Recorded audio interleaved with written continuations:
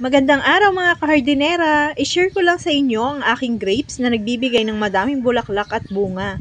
Isa ito sa pinakamagandang variety na alagaan dito sa Pinas. Ang variety na ito ay nagmula sa bansang Ukraine. Matibay ito sa ulan at sa mga sakit. Masipag din itong magbigay ng bunga.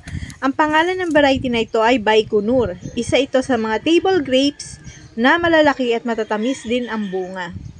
Kaya paborito ko ito at isa ito talaga sa pinaka-recommended ko sa inyo na alagaan. Hindi siya mahirap alagaan.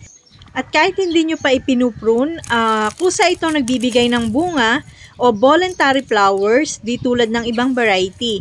Kaya talagang isa ito sa pinaka-paboritong alagaan ng mga mag-uubas dito sa Pilipinas. At mabilis din mahinog ang bunga nito. Within 90 days, depende sa panahon, lalo na kung mainit, nahihinog na agad ang bunga nito. Yan lang, maraming salamat mga kahardinera. Hanggang sa muli. Paalam!